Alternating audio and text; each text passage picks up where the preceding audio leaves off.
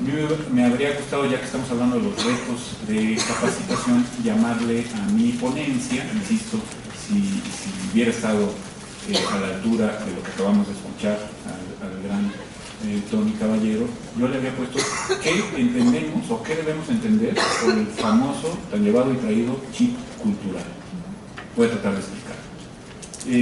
Retos en la capacitación. ¿Cuáles son los principalísimos retos que hemos encontrado a la hora de capacitar operadores jurídicos para el nuevo sistema? Bueno, pues se dice vacilonamente, hay que cambiarles el chip cultural, ¿no? Como si fuéramos computadoras y ordenadores, ¿no? O robots, autómatas. Ahorita conecto con la teoría del derecho y hasta con la historia del derecho, en la cual también el doctor Caballero es un experto, ¿no? Chip cultural, o realmente tenemos que restablecer desde la base nuestra formación jurídica, nuestra forma de acercarnos al derecho, y no solo al derecho penal ni al derecho procesal penal. En unos momentos voy a tratar de ejemplificar esto, porque ayer traté el tema en el INAI y en el Archivo General de la Nación, en relación con un caso que me hizo ver una discípula del propio Tony Caballero, que infortunadamente lo escucha más a él que a mí, y digo infortunadamente porque es mi esposa. Y me dijo, oye, ¿por qué no te revisas el caso Z contra Finlandia de la Corte Europea de Derechos Humanos? Y José Antonio tiene ahí una posición, yo no sé si lo estaba calumniando o no, pero lo citó y lo glosó, una posición que es distinta a la que sostenemos acá de este lado del matrimonio Estrada Márquez, ¿no? Sobre la protección de los datos personales en relación con las audiencias, con lo que sale a relucir en las audiencias del nuevo sistema de justicia penal. Y es un muy bonito ejemplo porque pone a pelear algo que en las facultades de Derecho no nos explicaban hace 20, 25 años, quizá 15, no sé si 10. Aquí hay algunas brillantísimas alumnas de mi curso de posgrado en la Facultad de Derecho, ¿no? Quizá la más brillante que he tenido, lo digo abiertamente, ¿no? Y no me dejará usted mentir, Elizabeth, de que nos hemos peleado sobre esto. ¿Cómo nos acercamos al derecho y al derecho procesal penal en concreto, desde una posición que es ahora principialista, de directrices y no más de normas? Voy a tratar otra vez de ser claro y gráfico. A mí lo que me enseñaron es que esto era muy sencillo, y por cierto aburridísimo. Hay una serie de recetarios, el Código de Comercio, el Código Civil, el Código Penal, los códigos de procedimientos, la propia Constitución. Tú tienes un problema, buscas ahí la receta válida para aplicar y ya la hiciste.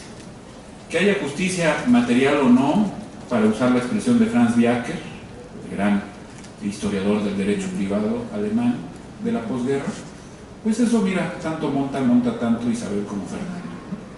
No importa mayormente, lo que necesitas son, por eso me encantó lo que dijo el doctor Caballero, cifras. Quiero ver tus consignaciones, quiero ver cuánto sacaste esta semana. No me importa, puede ser un ejercicio, puede ser una consignación exitosa, puede ser que archives, yo quiero cifras. Porque además las cifras son las que impactan. Yo les traigo aquí varias, muy interesantes, muy impresionantes, de lo que hemos hecho desde el INACIPE, en materia de capacitación de ministerios públicos, en materia de capacitación de peritos, en materia de capacitación de agentes de investigación, pero eso no nos hablaría de los retos. Y como ustedes ven, el reto es un reto de cambio de estructuras en la formación jurídica y en la forma en que nos acercamos a los problemas jurídicos. Y en realidad estos retos se exponenciaron geométricamente a partir de la reforma de derechos humanos del 2011. Seguramente nuestro querido y apreciadísimo maestro don Mario Álvarez Ledesma se va a referir a eso, porque él es un experto en esto. La nueva forma de ver los derechos humanos, la convencionalidad, etcétera, etcétera, impacta desde luego la forma en que nos acercamos a los procesos, insisto, no solo a los procesos penales. Bueno, he hecho todo este recorrido. Yo lo que quiero decir es que, primero que nada, hoy por hoy el juego se llama, siempre se llamó, pero no lo quisimos ver y lo simplificamos y lo redujimos, y debidamente a mi manera de ver, se llama complejidad. Si no estamos dispuestos a abrirle la puerta al pensamiento complejo, no vamos a entender absolutamente nada, ni del proceso penal, ni de las garantías constitucionales, ni de la convencionalidad, ni del pro persona, ni del pro dignitate, ni de prácticamente nada. Un ejemplo de nuestra clase. por desgracia. Suspensión condicional del proceso. Oiga, ¿y qué es la condición?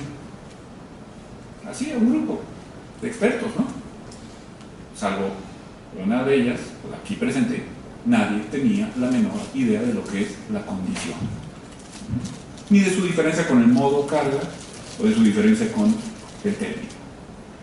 ¿Qué clase de juristas, seguramente buenísimos para integrar una antigua averiguación previa, hoy una carpeta de investigación, para obtener consignaciones, incluso para obtener autos de vinculación a proceso, tenemos que no saben distinguir entre la condición y el término? Y esto es un ejemplo muy gráfico, pero tristemente también muy expresivo de lo que estoy tratando de decir.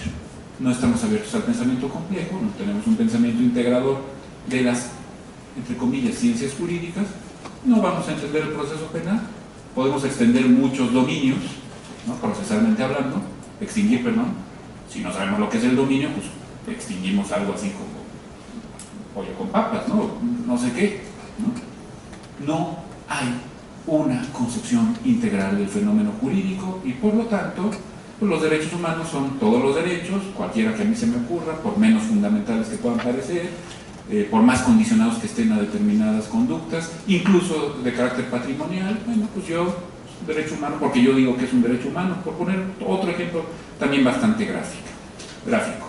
Entonces, ¿cómo ajustamos nuestro sistema penal para que deje de generar el malestar al que se ha referido el doctor Caballero Juárez? ¿Cómo lo ajustamos a las exigencias de un Estado constitucional y democrático de derecho? Esa fue la pregunta en 2008, esa fue la pregunta en 2011, esta sigue siendo la pregunta en 2016. Esta nueva profesionalización, este cambio de chip cultural, ¿hacia dónde nos tiene que llevar? En la formación de las y los juristas que exige el siglo XXI. Y quiero ser muy insistente, no solamente desde el punto de vista del nuevo sistema de justicia penal, aunque es quizá la parte más sensible del problema. Bueno, desde luego que la capacitación, y así nos dimos a la tarea, primero en la CETEC, después en el INACIPE, pues es una capacitación por competencias, por habilidades técnicas, a querer o no. Yo puedo aquí echarles un rollo muy bonito sobre la gran glosa de Accurcio o Bartolo de Saxoferrato, será seguramente más interesante que leer y repetir el código como cacatúa, pero técnicamente no le servirá prácticamente de nada lo que yo tenga que decir al respecto. Es decir, no quiero decirles que yo no soy, que soy un irracionalista, ¿no?, que está dispuesto a cerrar todas las puertas a los precedentes judiciales relevantes a las propias aprendizaje de la técnica. No, desde luego que no. Pero lo que sí quiero decir es que el entendimiento del fenómeno jurídico en sentidos complejos es hoy un entendimiento que tiene que ser pluralista, porque la reforma de 2011 nos obligó a abrir nuestro sistema de fuentes jurídicas. Para ser más gráfico aún, el sistema hoy nos impone, el orden constitucional, ya sea de origen internacional o de origen interno, hoy nos impone a todos los operadores jurídicos que busquemos la solución más garantista a los problemas en concreto. Y eso tiene implicaciones en cada uno de los desarrollos del sistema procesal penal, en cada una de las etapas del propio sistema. Quiero integrar la carpeta de averiguación, necesito saber qué es lo más pro persona, qué es lo más pro dignitate, porque así me lo exige el artículo 1 constitucional hoy, así lo dice con toda claridad. Yo, servidor público, que promover, respetar, garantizar los derechos humanos. Y si tengo que ir a buscar esa solución más pro persona abajo de una piedra, voy y levanto esa piedra, aunque sea el peñón de Gibraltar. Lo levanto, es mi obligación. Jurídicamente estoy obligado a ello, por disposición expresa de la Constitución. Esto me implica que estoy hoy en un ámbito de derecho por principios que no me enseñaron en mi facultad. Un derecho que ya no se conforma con las reglas, y menos con las reglas simplificadoras del sistema jurídico. Hoy por hoy aquello de si A es, debe ser B, lo podemos poner en una palestra de duda. Es más, lo debemos poner en una palestra de duda porque tenemos que buscar la solución pro persona, la solución que no discrimine a nadie, quinto párrafo del artículo 1, en cada una de nuestras actuaciones procesales. Y ahora voy al caso Z contra Finlandia, para terminar, porque tampoco se trata de llegar tarde, y el típico que llega tarde y sin embargo dice, bueno, pues ahora aprovechando que ya logré llegar, se avientan mi sermón aburridísimo. Yo no soy de esos padrecitos, es más, creo que ni siquiera soy padrecito, hasta donde recuerdo. Protección de datos y privacidad. les cuento un poco el caso Z contra Finlandia. No crean que nada más me lo contó mi esposa, también tuve la precaución de leerlo y fue donde encontré el razonamiento que me interesa comentar con ustedes en esta mañana. Z había sido esposo, un inmigrante a Finlandia del África subsahariana, Z, vamos a llamarlo, de X, una mujer finlandesa, y había sido acusado de varias violaciones. Z. Ambos poseían, no se sabe bien a bien desde cuándo, el virus de VIH-Sida. Se divorcian. A pesar de este divorcio, X, cuando es llevado a juicio, la fiscalía solicita la presencia como testigo de su exesposa, ¿no? De Z. Y como pruebas incriminatorias, como pruebas de cargo, ofrece la Fiscalía de Finlandia las evaluaciones médicas, el historial médico, no de X, sino de Z. Mira, o más bien, por mejor decir, también el de Z. Su esposa, su exesposa tenía SIDA. Eso es lo que quiso probar la Fiscalía. Por el principio de publicidad en las audiencias, y ahora vengo a que vamos a tener que confrontar principios, cosa que no habíamos hecho los abogados, por lo menos desde época de don Porfirio, ¿no? Sí, pues en realidad no lo habíamos hecho en nuestro país, y menos en materia penal, porque nos creímos aquello que Rabasa llamaba la gran patraña de la exacta aplicación de la ley, ¿no? Bueno, por el principio de publicidad en las audiencias, principio de publicidad, insisto, estas evaluaciones médicas de X se hicieron públicas. Se alegó que era importante en términos sociales saber quién había estado casada y eventualmente infectada por X, por el violador. Z llevó el asunto a la Comisión Europea y la Comisión elevó la cuestión a la Corte de Estrasburgo. ¿Qué se resolvió? Bueno, primero, que la orden ministerial de requerir los dictámenes médicos no violaba el artículo 8 de la Convención Europea de Derechos Humanos, que es el que se refiere a la protección de datos personales. O sea, en principio, la Fiscalía había actuado bien, según la Corte. Segundo, la requisa del expediente médico de Z tampoco había violado este artículo 8. O sea, iba perdiendo de todas Z ante la Corte Europea. Tercero, el haberlos hecho públicos sí violaba, el haber hecho públicos estos dictámenes y este historial sí violaba el artículo 8 de la Convención. También, en cuarto lugar, la apertura de los datos de identidad y condición médica de Z por parte de la Corte de Apelaciones de Helsinki. Ya, ahí vamos mejorando, ¿no? Ya vamos ganando los protectores de datos, me refiero, ¿no? Y los admiradores de Z. No es necesario entrar al análisis, en quinto lugar, de si hubo o no discriminación. Por eso les mencioné que era un inmigrante subsahariano. Porque Z planteó, además de todo, están discriminando a mi exmarido por ser africano y están discriminándome a mí por cuestiones de género. No me interesa, dice la Corte Europea, la cuestión de la discriminación, lo que llamaríamos aquí el quinto párrafo del artículo primero, porque ya hubo una violación a datos personales y ya lo resolví tal cual. Y sexto, se condenó a Finlandia a pagar una reparación por aproximadamente 200.000 marcos fineses. Le pregunté a mi esposa cuánto era esto y no me supo responder, así que la culpo de que no sepamos. Pero suena fuerte, ¿no? Marcos de Finlandia. Bueno, voy al tema de la ponderación de principios. Uno de los argumentos interesantes que utilizó Z y al que no le quiso entrar la Corte Europea, por cierto, porque era bastante complicado, es un argumento de debido proceso, o por mejor decir, de fair trial, como explica muy bien este señor aquí a mi izquierda, ¿no? Solamente en cuanto al lugar, ideológicamente podríamos discutirlo también. Como explica magníficamente en un libro que yo recomiendo por todos motivos, ¿no? El debido proceso, que publicó la Suprema Corte y Naciones Unidas, ¿no? Fair trial.